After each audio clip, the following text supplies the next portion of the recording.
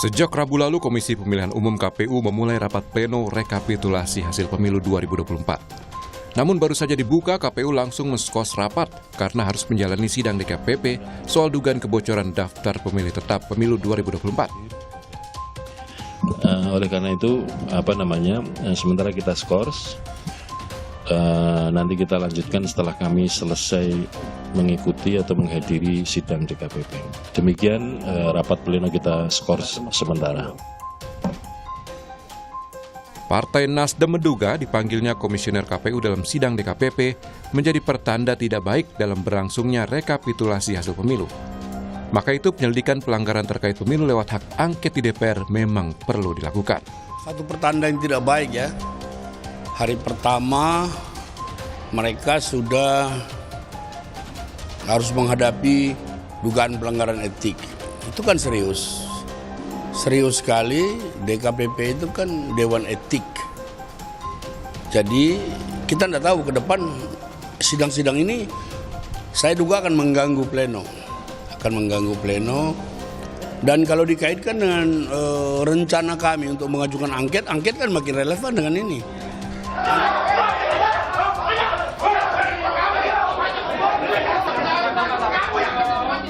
Sebelumnya sejumlah protes mewarnai perhitungan suara di daerah. Diduga perolehan suaranya hilang, calon anggota legislatif DPRD Lombok Tengah dari Partai Golkar mengamuk saat pleno rekapitulasi suara. Bahkan caleg bernama Ahmad Halim ini hampir adu jotos dengan panitia penyelenggara pemilu kecamatan. Beruntung amukannya dapat diredam, aparat TNI dan Polri yang siaga mengamankan jalannya rapat rekapitulasi di tingkat PPK. Terkait dengan tentang adanya saya tadi komunikasi dengan teman-teman di sana, karena kami juga minta supaya secara bertiga untuk agar supaya itu dibuka paling tidak satu TPS saja. Tapi tetap juga tidak mau. Kalau dugaan kecurangan di TPS mana saja, Bang? Ya, yang pertama ini kalau di TPS Pananinda sudah ada, tapi sudah dibuka dan sudah kelihatan suara saya. Clear juga. Clear, sudah tidak ada malah. Kemudian bisa dibincang ya. KPU pernyataan resmi dan surat resmi secara tertulis meminta kepada KPU. Di Pemalang, Jawa Tengah, pendukung dan simpatisan Partai Kebangkitan Bangsa mendatangi kantor KPU setempat. Mereka menuntut KPU menghentikan sistem perhitungan Sirekap lantaran ada perubahan data pada real count dengan yang ditayangkan di website KPU. Salah satu kasusnya ada partai tiba-tiba melejit suaranya dari semula 3.000 menjadi 7.000 suara. Sejumlah pihak menilai sistem informasi rekapitulasi menjadi sumber permasalahan hingga munculnya perbedaan jumlah perhitungan suara. Di sisi lain, KPU dikejar tenggat waktu hingga 20 Maret nanti untuk akhirnya menetapkan hasil pemilu 2024. Tim Liputan, Kompas TV.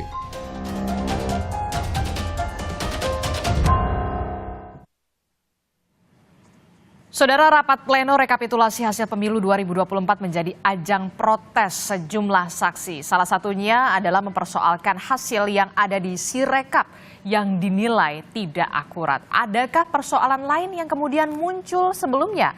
Atau justru persoalan itu terbuka saat rekapitulasi yang tengah berlangsung saat ini? Kita akan membahasnya di pagi hari ini bersama dengan Komisioner KPU 2017 hingga 2022. Sudah ada Pak Ilham Saputra. Selamat pagi melalui sambungan Zoom. Pak Ilham. Mbak Disti. Ya, pagi ya. Apa kabar? Baik, alhamdulillah. Ya, dan juga ada di studio ada Dewan Pembina Perludem. Sudah ada Mbak Titi Anggraini. Assalamualaikum Mbak Titi. Waalaikumsalam. Kabar baik ya? Alhamdulillah. Ya, dan juga ada Direktur Sengketa Proses Tim Hukum Nasional Anies Muhaimin. Sudah ada Mas Zaid Musafi. Selamat pagi, Assalamualaikum. Pagi, waalaikumsalam warahmatullahi wabarakatuh. Ya, ini kita masih membahas ya, kalau kita lihat dalam sempat di hold begitu kan karena memang ketua KPU bersama dengan komisionernya sempat dipanggil begitu ya. Saya ke Bung Zaid dulu. Bung Zaid, ini kan dalam 2 hari 3 hari rapat pleno ini sepertinya banyak yang mempersoalkan data di Sirekap, salah satunya adalah kubu Anda begitu. Sempat protes juga, apa sebenarnya yang diprotes? Jadi begini, kita itu dalam konteks undang-undang pemilu ya kan, itu ada perlindungan terhadap suara.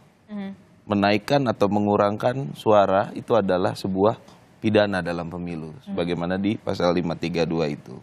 Nah, dalam konteks Sirekap ini ini selalu dibilangnya itu alat bantu, dan alat bantu. Tapi faktanya ketika Sirekap berhenti, perhitungan manual diinstruksikan pada tanggal 18 itu oleh KPU juga untuk berhenti. Loh, ini ada apa, kan publik jadi bertanya seperti ini. Nah, kami sendiri dari tim hukum Amin sudah bersurat itu sejak Desember ketika ada kedugaan kebocoran data DPT ke Bawaslu agar meminta diaudit sistem IT-nya. Nah, terus juga sebelum pencoblosan di tanggal 7 dan 12 Februari itu kita minta juga agar dilakukan audit terhadap Sirekap dan sistem IT ini. Dan faktanya hari ini kejadian. Betapa aneh ya, sebuah sistem dibangun bisa merubah suara sedemikian hingga. Itu seharusnya tidak boleh terjadi lah dalam konteks pemilu seperti ini. Karena kita sudah memiliki perangkat aturan yang sangat detail dan rigid sampai ke pelaksanaannya. Itu ada rekapitung, ya kan, ada tungsura itu di aturan di PKPU-nya itu. Jadi benar-benar signifikan tidak sesuai? Sangat, ya, kalau kita bilang sangat tidak sesuai lah apa yang diharapkan publik terhadap pelaksanaan pemilu ini dalam konteks penggunaan alat bantu Sirekap tersebut. Karena apa? Kita ini di zaman yang sudah modern ini seharusnya kita bisa mengkontrol dimanapun ada perolehan suara, ada penambahan suara, siapapun. Karena pesta rakyat, pesta demokrasi ini kan milik rakyat semua ya.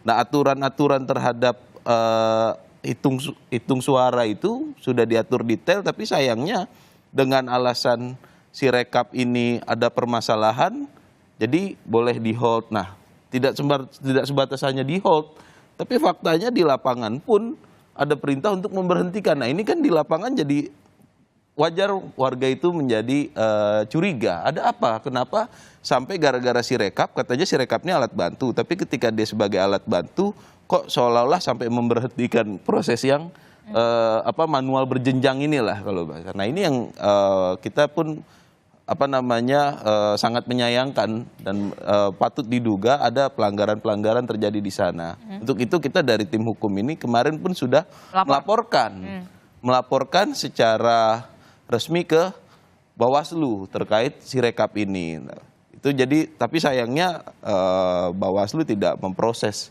laporan kami gitu. Alasannya? Jadi, dalam surat hanya tertulis tidak memenuhi syarat material. Nah, itu padahal bukti hukumnya sudah ada, padahal disertakan. Buktinya ada, sudah kita sertakan. Dan berdasarkan Perbawaslu, itu harusnya kalau tidak mencukupi syarat formil atau tidak mencukupi syarat material, kita harus memenuhi apa? Ada konsultasinya dulu di situ. Betul, kita harus disampaikan. Itu ada waktu 2 hari agar kita melengkapi. Betul. Gitu kan? Nah, kalau kita dianggap kurang, kita melengkapi baik syarat formil ataupun syarat material. Tapi juga harus diingat, Bawaslu ini kan dalam bertindak ini kan tidak hanya dari laporan, dia juga harus ada dari temuan. Gitu. Taruhlah laporan kita secara syarat formil atau material kurang, tapi dengan adanya pengaduan ini harusnya menjadi sebuah temuan dong bagi Bawaslu. Nah, ini juga kita sangat menyayangkan, makanya kita total ada 6 laporan ke DKPP terhadap Bawaslu. Ada 6 laporan ke DKPP. Oke, Pak Ilham, gimana nih soal permasalahan ini? Anda pernah berada di KPU RI 2017 kalau tidak salah sampai 2022 begitu. Koreksi kalau saya salah. Permasalahan semacam ini Anda melihatnya kok bisa ya terjadi di pemilu 2024, semakin kompleks sepertinya? Ya, pertama adalah mungkin sosialisasi terhadap penggunaan Sirekap pada pemilu 2024. Kami ketika melaksanakan konsep Sirekap ini, kami buat ketika pelaksanaan Pilkada 2020 dan uji cobanya sangat begitu masif ya di beberapa provinsi, beberapa kabupaten kota, hampir semua kita melakukan uji coba. Dan itu sangat membantu ketika kami melakukan Sirekap pada Pilkada 2020, walaupun sekali lagi Pilkada 2020 ini skupnya adalah lokal ya, daerah provinsi dan kabupaten kota, dan tidak seluruh Indonesia. Dan kami juga membatasi jika memang tidak mampu untuk mengirimkan Sirekap, maka karena ini terkait dengan sinyal, maka itu diperbolehkan nanti ketika di kecamatan dan beberapa tempat lain yang kemudian bisa mendapatkan sinyal. Nah, kali ini saya agak nggak bingung juga gitu ya. Pertama, kami memang sudah membuat MOU di periode kami, MOU dengan ITB untuk kemudian membuat konsep Sirekap pemilu 2024. Tetapi saya tidak tahu bagaimana kelanjutannya karena sejak kami demisioner, kami kurang lagi diajak diskusi, diajak bicara terkait dengan penggunaan Sirekap ini. Kami hanya kemudian setelah di masa peninggalan kami membuat MOU dengan ITB, kami minta agar kemudian ITB bisa membaca atau melakukan Sirekap sama seperti Pilkada 2020 lalu. Nah ini kami minta ITB untuk membuat desainnya, bagaimana prosedurnya dan sebagainya. Nah sejak itu saya terus terang tidak tahu bagaimana bisnis prosesnya terkait dengan penggunaan Sirekap ini. Termasuk juga masih bekerja sama dengan ITB atau tidak juga berarti Pak Ilham juga sudah tidak tahu menahu soal itu. Wah kita nggak tahu, nggak pernah diajak ngobrol juga soal itu. Sejak kami demisioner kami tidak pernah diundang khusus untuk membahas itu ya. Jadi itu. Nah kemudian kedua adalah saya setuju dengan apa yang disampaikan oleh teman saya tadi, bahwa memang harusnya tidak ada perintah untuk melakukan penghentian rekap di kecamatan. Kenapa? Karena justru harusnya Sirekap menggunakan data manual yang C1 manual yang digunakan di kecamatan untuk diperbaiki Sirekapnya. Jadi itu yang harus dilakukan, bukan malah sebaliknya Sirekap kemudian seakan-akan ya, walaupun saya tidak tahu bagaimana teknisnya, seakan-akan menyesuaikan gitu loh, dengan disesuaikan gitu loh. Nah, ini yang agak berbahaya menurut saya. Tidak perlu ada perintah penghentian, bahkan perintah penghentian ini pun sebetulnya bukan surat edaran ya, tapi surat dinas dari sekretariat kepada teman-teman KPU di beberapa daerah, dan KPU provinsi berdasarkan surat itu membuat surat edaran kepada teman-teman di bawah. Nah ini secara hukum juga berbahaya menurut saya karena tidak ada perintah langsung dari komisioner seperti itu.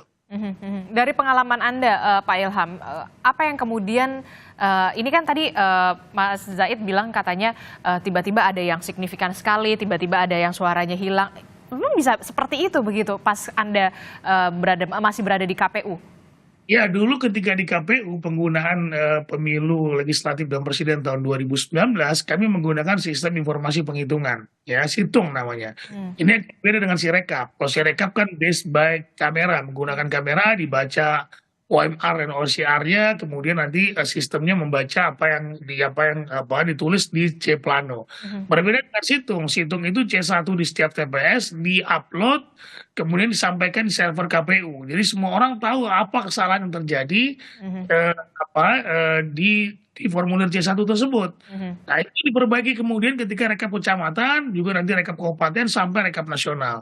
Jadi base-nya adalah sekali lagi Situng itu betul-betul sebagai pertama alat transparansi, kedua adalah sebagai alat bantu agar semua masyarakat mengetahui di mana titik kesalahan dari teman-teman KPPS mengisi formulir C1. Dan itu bisa diperbaiki di rekapitulasi di kecamatan. Nah, Sirekap ini sebetulnya fungsinya sama, tetapi menjadi carut marut ketika penggunaannya sangat menimbulkan kecurigaan karena tadi seperti kata Bang Zaid ada penggelembungan kesannya, kemudian juga ada perbaikan-perbaikan yang seharusnya tidak menghentikan rekapitulasi kecamatan, sehingga kecurigaan ini tidak bisa dihindari seperti itu. Oke, kalau menurut Anda Pak Ilham, jadi sebenarnya ini kurang sosialisasi atau memang kurang siap sebenarnya?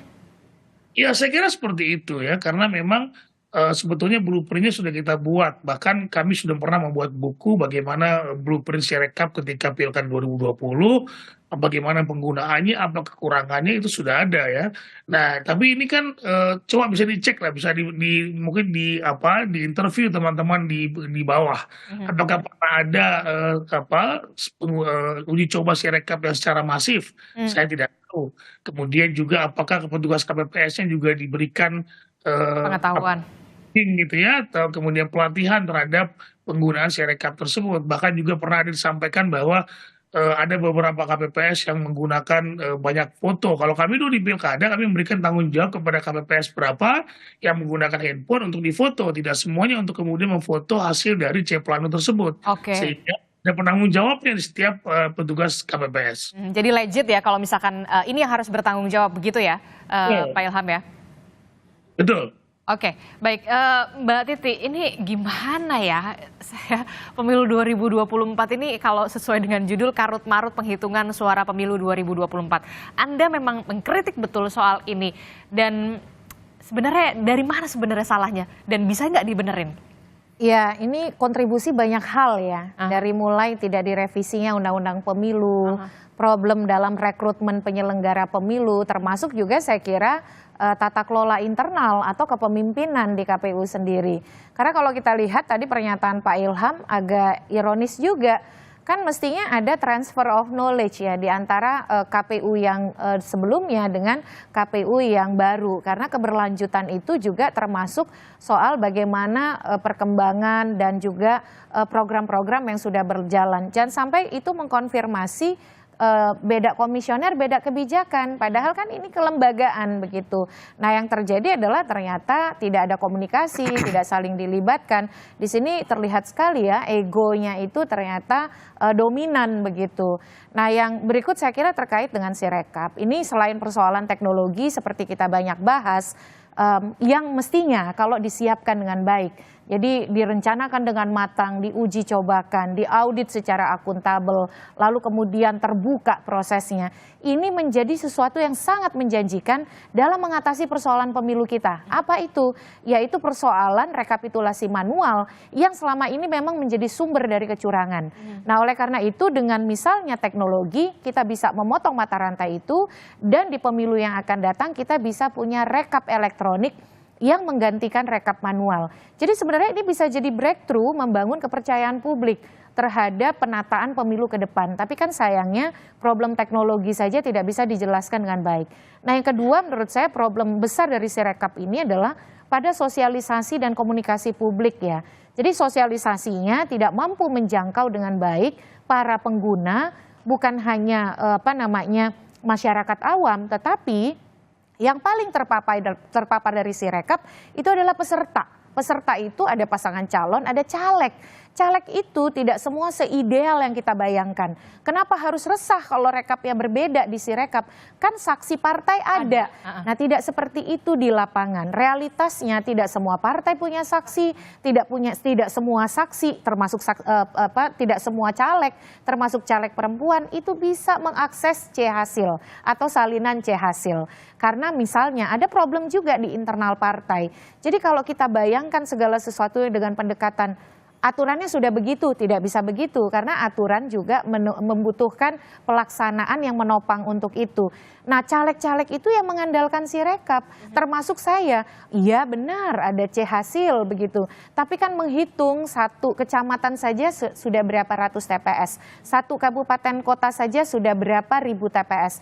Jadi Sirekap ini sangat membantu dan definisinya kan adalah alat publikasi, sarana publikasi penghitungan dan rekapitulasi suara. Yang mengeluarkan siapa? KPU, otoritas berwenang yang ditopang oleh anggaran, personel, dan kewenangan. Oleh karena itu ketika dia tidak akurat, wajar kalau kemudian publik gelisah mempertanyakan dan mengkritik begitu.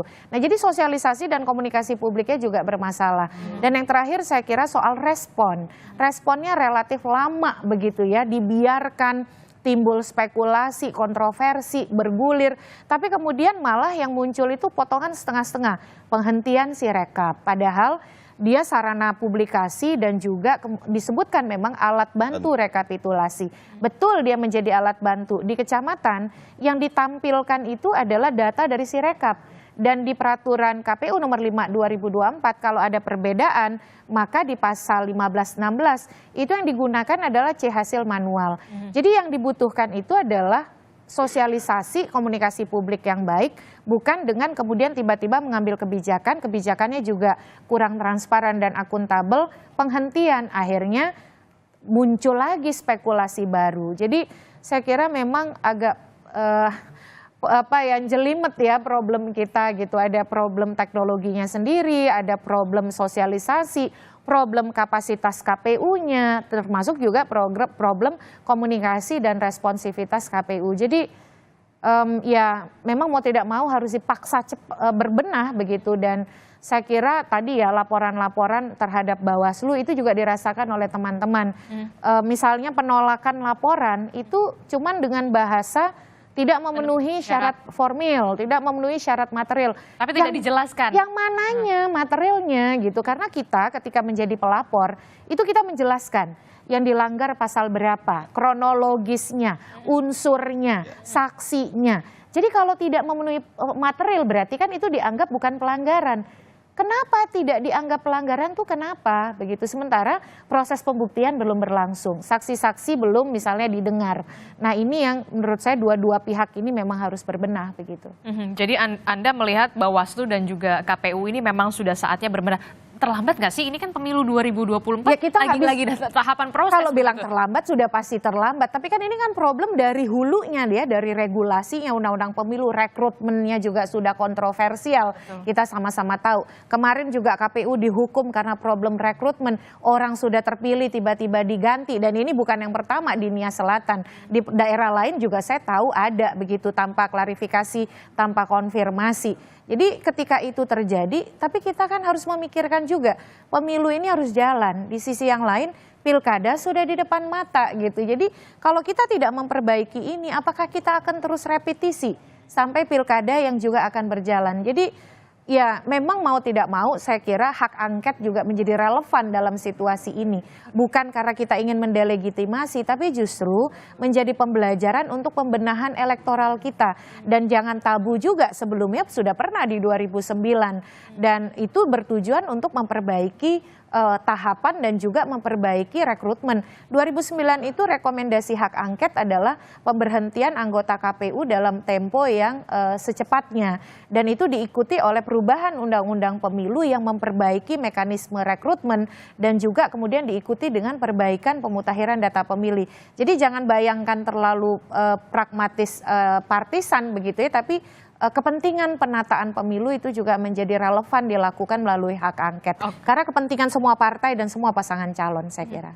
Oke, jadi kalau Anda melihat hak angket ini bisa jadi relevan begitu, bisa juga jadi bahan evaluasi untuk KPU dan juga Bawaslu di pemilu 2024 ini yang kemudian bisa dikatakan, loh kok jadi begini ya, begitu ya. Nah, bagaimana kemudian respon dari Pak Ilham selaku yang pernah menjadi komisioner KPU di 2017 hingga 2022, apakah kemudian juga perlu ada pembenahan yang begitu komprehensif agar pemilu 2024 dan pemilu selanjutnya ini tidak terjadi lagi? Jangan dijawab dulu Pak Ilham, kita akan jeda dulu sejenak, tetaplah bersama kami di Sapa Indonesia Pagi.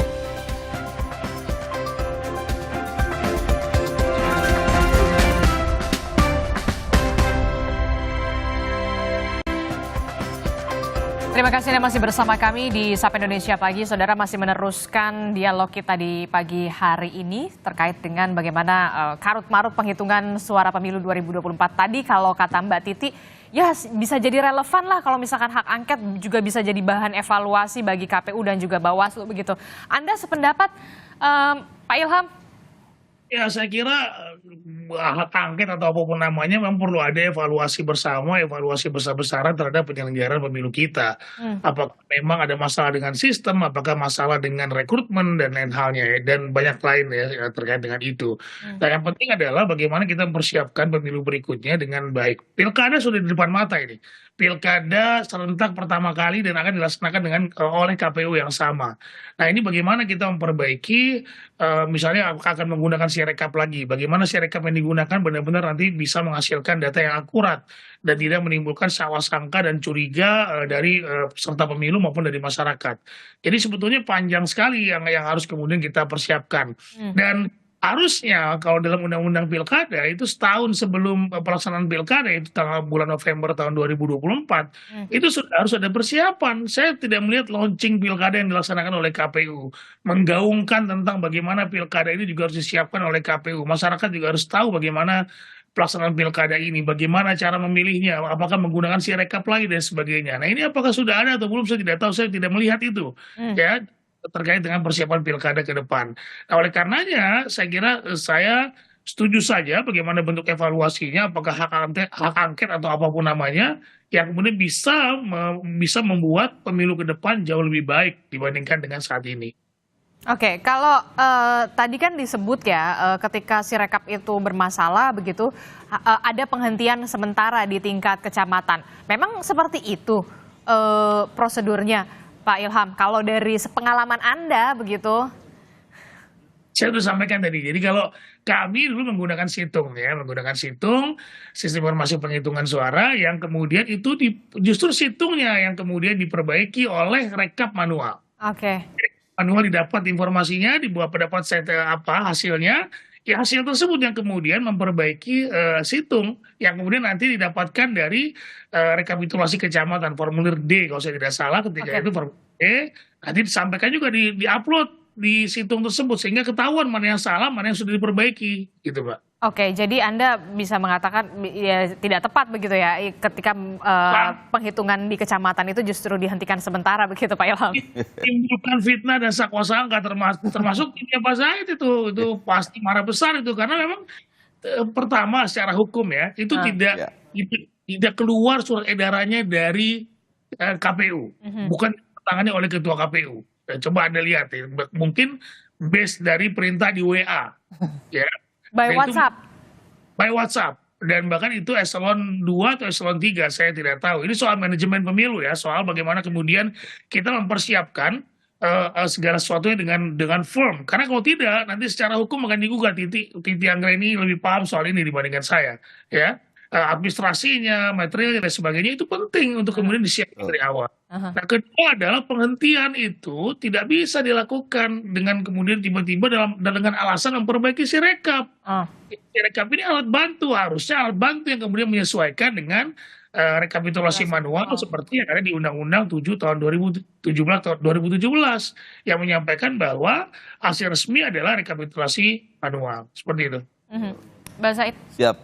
Jadi betul, kita sangat menyayangkan. Jadi gini, ada nggak sih dasar hukum menghentikan hitung manual sementara, ya kan? Karena alasan Sirekap itu lagi diperbaiki, itu nggak ada. Itu nggak ada. Artinya apa? Ya boleh jadi ini langkah yang tidak resmi ya dalam permintaan KPU kepada, saya nggak bisa bilang KPU kalau ternyata kan memang bukan ketua KPU yang tanda tanganin, bukan sign surat itu langsung ke bawah. Apakah ini perbuatan melawan hukum ya? Patut diduga ini adalah perbuatan melawan hukum dengan perintah menghentikan itu. Karena di sisi lain gini Pak, kalau memang itu adalah perbuatan yang sudah disesuaikan dengan PKPU terkait rekapitung, ya kan, itu kita bisa nerima secara nalar apabila Sirekap dihentikan sementara karena penghitungan manual dihentikan sementara karena si rekap lagi diperbaiki dan itu diatur dalam aturan sumpama. Ini kan dalam aturan nggak ada karena memang hanya ada surat edaran. Surat edaran itu pun bukan komisioner yang tangani, dan dalam catatan kita ternyata surat edaran itu pun tidak diberitahukan ke Komisi 2 DPR selaku legislatif yang menangani masalah pemilu. Ini kan problem lagi jadinya. Jadi ada beberapa problem mengenai penghitungan dan karut marut ini memang harus segera ditindak. Jangan nunggu nanti gitu. Apakah mekanisme politik yang akan ditempuh ataukah mekanisme hukum. Mekanisme hukum kami dari tim hukum sudah menempuh upaya hukum dengan melaporkan ini ke Bawaslu. Tapi faktanya Bawaslu seperti itu gitu kan. Ini yang kami pun akan melakukan upaya hukum selanjutnya. Dan juga yang kita sayangkan, kita dapat informasi juga dari tim deputi saksi kita, faktanya di lapangan itu beberapa TPS ada kejadian juga, itu bahwasannya kita terinfo itu, Sirekap ini yang dijadiin patokan untuk menghitung di manualnya. Nah ini kan juga semakin nggak benar gitu kan. Nah problem-problem ini harusnya KPU ini bisa lebih responsif ya dalam mengambil keputusan, dalam menyikapi problem-problem ini. Karena kalau tidak ya kita akan semakin karut-marut dalam menghitung keabsahan suara yang sudah direkap di tingkatan kabupaten, kota, ataupun nanti di provinsi, ataupun sampai ke nasional. Ini bukan hal yang sepele gitu loh dalam proses pemilu ini. Ini harus segera disikapi dan saya rasa KPU harus segera berbenah, jangan nunggu nanti gitu loh. Dan di sisi lain kita mengingatkan secara tegas kepada Bawaslu, Bawaslu ini perannya ini punya pengawas pemilu loh. Kondisi-kondisi ini kenapa dibiarkan? Ketika kita melapor dengan mekanisme yang sudah kita pandang benar sesuai ketentuan, hanya membalas atau menolak dengan alasan tidak cukup syarat material dan syarat formil. Itu pun kita tidak diinfokan apa yang menjadi kekurangan itu. Nah, ini juga akan jangan sampai problem ini terus berlanjut gitu. Nah, ini kan akan menjadi permasalahan yang signifikan ke depannya.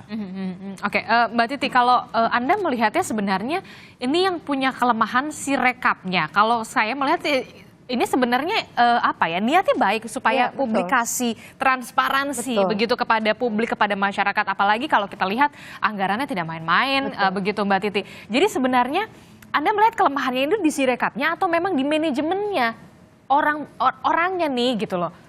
Ya, teknologi itu sesuatu yang mestinya memudahkan dan kemudian membuat kualitas tahapan pemilu kita menjadi lebih baik begitu ya.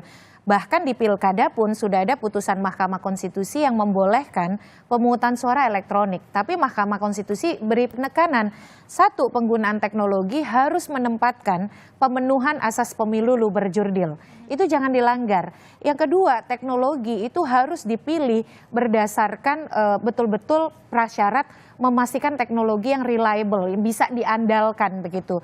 Dilakukan uji coba berulang, audit oleh institusi yang punya otoritas, dan kemudian penyelenggaranya, petugasnya disiapkan dengan baik. Dan yang terakhir, pemilih atau masyarakatnya juga tersosialisasi dengan baik. Nah, evaluasi itu bisa kita lakukan terhadap Sirekap. Nah, Sirekap ini kan sebenarnya bukan hanya saat ini inisiatifnya. Di era Pak Hadar Nafis Gumai dan kawan-kawan pada waktu itu sudah dimulai menghadirkan situng. Situng itu adalah membuka yang gelap menjadi terang. Karena kenapa? Rekap manual berjenjang itu selama ini tidak bisa diakses luas oleh masyarakat. Yang hadir hanya saksi-saksi partai. Lalu kemudian hasil TPS itu diunggah dan semua bisa melihat. Itu adalah hasil TPS asli terbesar di dunia yang dikompilasi di dalam satu server dan itu dibuka oleh publik. Hanya Indonesia yang punya. Jadi hanya Indonesia yang punya, yang melihat, memperlihatkan hasil otentik dari TPS yang betul-betul memperlihatkan gambaran secara utuh. Secara transparansi sebenarnya sudah sangat bagus. Tapi transparansi dan niat baik saja tidak cukup. Karena transparansi dia akan diikuti oleh kebutuhan untuk meningkatkan akuntabilitas. Karena kan masyarakat tahu nih, karena masyarakat tahu dia jadi ambil peran berpartisipasi. Oleh karena itu dia menghendaki yang transparan itu akuntabel, benar. Angka yang dibuka itu kan jadi ketahuan, oh ada angka yang salah, ada angka yang tidak salah. Nah harusnya ketika ditemukan ada permasalahan, yang dibutuhkan untuk mewujudkan akuntabilitas itu apa? Responsif kan? Responsif merespon adanya temuan kesalahan, adanya temuan ketidakakuratan, dan kemudian komunikasi publik yang baik. Nah ini yang saya kira masalahnya selain tadi di soal teknologi juga akuntabilitas keterbukaan soal auditnya oleh siapa, berapa kali diaudit, lalu uji coba berulangnya berapa kali, itu tidak sampai ke publik. Akhirnya publik berpikir dengan logika spekulatifnya sendiri gitu, dan itu tidak salah. Karena kenapa? Karena yang mengeluarkan Sirekap ini otoritas resmi.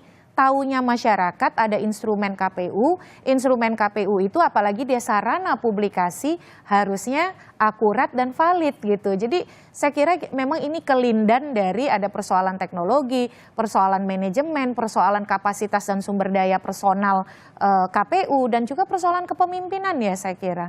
Ego sektoral, dan itu sulit dibantah saya kira. Oke, kalau kita melihat ini pilpres, pileg begitu ya, pemilu begini nih, masih begini ya begitu. Nah, yang udah di depan mata kan pilkada nih Mbak Titi. Ya itu makanya ya, saya kira kita harus berterima kasih kepada pemohon perkara 12/2024 yang diputus MK kemarin, karena 2 orang mahasiswa ini yang bukan pesanan siapa-siapa ya, itu kemudian walaupun permohonannya ditolak, MK mengatakan pilkada tetap harus November 2024 karena ada narasi yang di dalam revisi usulan DPR ingin memajukan ke September. Sayangnya KPU Bawaslu-nya bilang kami siap karena itu bisnis as usual-nya kami gitulah. Nah sekarang pemilu saja begini, apalagi kalau pilkada dimajukan ke September. Pilkada di November itu MK menekankan agar kita konsisten dan tidak mengganggu desain konstitusional yang sudah kita rancang, dan juga menghindari tumpukan atau irisan tahapan. Nah setuju dengan Pak Ilham tadi ya, kalau KPU tidak berbenah dan Bawaslu tidak berbenah, harusnya ada efek jera yang lebih kuat terhadap mereka. Karena kenapa? Yang dipertaruhkan ini urusan publik. Contoh, mengirim lebih awal surat suara ke Taipei, akhirnya dinyatakan surat suara rusak. Berapa kerugian uang negara yang harus dirasakan? Betul. Yang kedua, simulasi ada 3 pasangan calon, surat suaranya hanya 2 pasangan calon. Akhirnya simulasi ulang. Berapa kerugian keuangan negara yang harus dirasakan? Yang di Malaysia? Yang di Malaysia, 7 PPLN menjadi tersangka karena karut-marut di dalam pemutakhiran data pemilih. Dan saya mendengar informasi katanya ada ghost Pantarlih tidak pernah datang ke Malaysia tapi operator dari Jakarta, informasi yang saya dengar ya. Nah, hal-hal seperti itu kan merusak kepercayaan publik, tapi yang lebih menyedihkan itu merugikan keuangan negara loh akibat ketidakcakapan, dan kemudian dalihnya kok sederhana sekali, human error. Human error tidak akan terjadi kalau kepemimpinannya baik, tata kelolanya profesional, dan cakap begitu. Jadi saya kira kita jangan menutup diri, ini persoalan bangsa, jangan karena kita punya kepentingan partisan misalnya, hanya karena ingin menjaga suara kita supaya tidak terganggu, kita menutup mata dan mengatakan, oh pemilu kita bagus, baik, kualitasnya luar biasa, padahal realitas permasalahan ada di depan mata. Jadi bagi saya sih tempatkan masa depan demokrasi dan kualitas demokrasi kita daripada kepentingan pragmatis gitu. Akui saja bahwa memang ada banyak persoalan di pemilu 2024. Dan tadi Anda melihat, tadi Anda menyebut efek jerahnya mungkin salah satunya adalah yang paling relevan hak angket begitu? Iya, salah satunya, dan termasuk juga DKPP. Gunakanlah nalar publik, jangan nalar pragmatis, mengatakan bahwa ini tidak ada kumulatif sehingga sanksi itu ya hanya bisa sesuai dengan tipologi yang ada di undang-undang. Kenapa sanksinya tuh nggak pernah naik kelas gitu? Artinya kalau pelanggaran itu berulang tidak ada efek jera, tidak ada kemudian peningkatan atau perbaikan etika kan? Etika yang menyangkut integritas dan profesionalitas. Dan kalau itu kemudian terus ditolerir dengan pendekatan permisif, masyarakat tuh kemana lagi mencari perbaikan. Jadi bagi saya sih, mau lapor kemana lagi? Betul. Dan selama ini kan selalu dibilang kan salurannya sudah ada, tinggal lapor. Ternyata institusi formalnya kurang bekerja dengan baik. Oleh karena itu bagi saya sih DKPP harus kemudian tidak menutup dari suara dan nalar publik. Yang kedua, angket itu jangan dianggap sebagai delegitimasi, tapi justru dia sebagai bagian dari perbaikan demokrasi dan pemilu kita secara jangka panjang dan juga untuk pilkada supaya tidak direplikasi di pilkada kita gitu. Oke. Pak Ilham, kalau menurut Anda begitu ya, ini kan sepertinya apa ya? Seperti memperbaiki benang yang kusut begitu ya, mengurai benang yang kusut begitu, tapi harus cepat-cepat begitu. Apalagi pilkada udah di depan mata, bulan November tinggal berapa bulan lagi. Anda optimis? Ya, dengan kondisi seperti saat ini tentu optimisme jadi agak berkurang ya, bahwa kemudian soal-soal seperti yang disampaikan Bu Titi tadi terkait dengan berbagai masalah logistik dan berbagai masalah sirekap dan banyak lagi hal lainnya, apakah ini bisa diperbaiki sementara mereka juga disibukkan dengan rekapitulasi sampai 20 Maret. Nah, kemudian juga nanti mereka akan menghadapi jika ada gugatan ke Mahkamah Konstitusi ya. Nah, ini tentu sekali lagi saya belum mendengar gaung pilkada ini sendiri yang sudah disosialisasikan kepada masyarakat. Nah, sementara kita bicara soal pemilu yang kemarin mungkin banyak sekali evaluasi, apalagi kemudian nanti pelaksanaan pilkadanya, tidak segera dievaluasi, tidak dicermati dengan baik pelaksanaannya, dan mismanajemennya seperti apa yang akan dievaluasi, ini akan berbahaya karena ini seluruh provinsi dan kabupaten kota, dan pertama kali dalam sejarah pilkada kita ini diserentakkan pada bulan November 2024 yang akan datang. Nah, bagaimana KPU membuat penyelenggaraan pilkada ini jauh lebih baik dibandingkan pemilu 2024 misalnya. Alih-alih kita bicara soal pemilu 2029, karena yang akan dilaksanakan pilkada 2024 ini akan dilaksanakan oleh KPU yang sama. Nah, ini yang ingin saya sampaikan, bahwa kemudian jangan lupa ini ada pilkada, boleh perbaiki atau kemudian menjalankan kewajiban mereka menjalankan pemilu 2024, tapi ada pilkada juga loh yang harus kemudian diselenggarakan oleh KPU yang sekarang.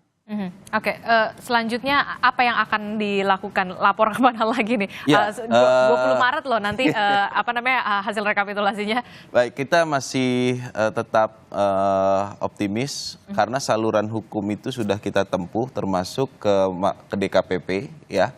Jadi kita sampaikan secara tegas kepada DKPP, demi nasib bangsa ke depan, demi pemilu yang berintegritas dan terpilihnya pemimpin yang legitimate, perlu diambil tindakan-tindakan yang tegas atau keputusan-keputusan yang tegas. Seperti yang sudah disampaikan tadi, sekalipun tidak ada dalam norma kumulatif mengenai pelanggaran etik itu, tapi saya rasa DKPP itu juga tidak semata-mata memutuskan itu berdasarkan sebagai corong undang-undang lah ya, normatif saja memberikan putusan. Ini fakta pelanggaran etik yang dilakukan KPU ini sudah sangat jelas. Sudah sangat jelas, artinya harus ada keputusan tegas.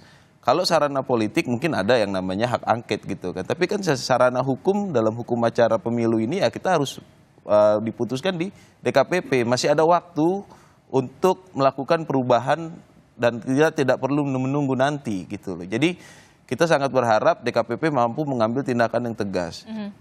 Saya coba sedikit kembali lagi dari temuan kita aja, dari 432 TPS aja itu ada penggelembungan total 300.000 suara. Kita punya 820.000 TPS.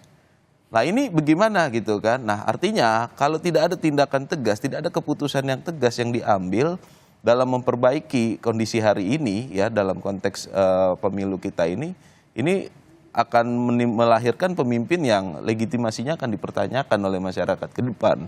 Proses ini proses yang seharusnya ditempuh dengan upaya hukum yang maksimal ya, dengan saluran-saluran hukum yang sudah ada.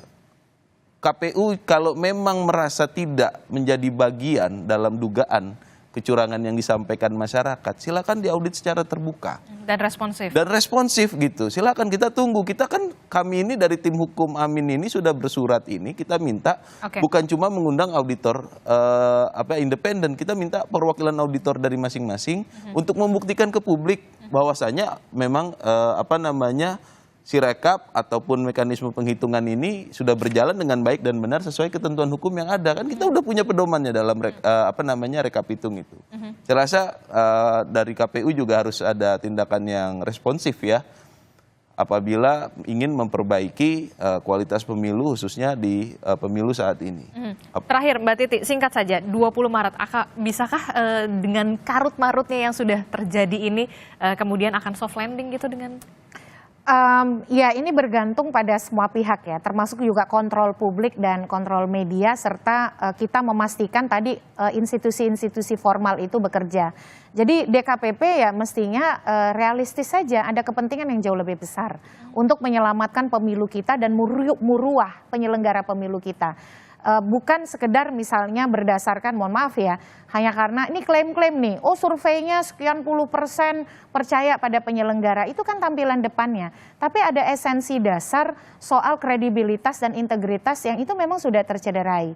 Jadi saya kira kita semua harus terus bersuara, tetapi di sisi yang lain penyelenggara juga harus membuka diri begitu. Karena ini yang dipertaruhkan adalah masa depan demokrasi kita. Kita akan tunggu bagaimana respon dari KPU Republik Indonesia, karena proses tahapan pemilu 2024 ini masih terus berjalan. Yang kemudian menjadi ada di depan mata juga adalah penyelenggaraan pilkada. Jangan sampai kemudian ini terulang lagi di pilkada, tinggal beberapa bulan lagi. Terima kasih Mbak Titi dari Perludem, kemudian juga ada Bung Said Musafi dari Tim Hukum Nasional Anies Muhaimin, dan juga Komisioner KPU 2017 hingga 2022 Pak Ilham. Terima kasih. Assalamualaikum, selamat pagi semuanya, sehat-sehat selalu.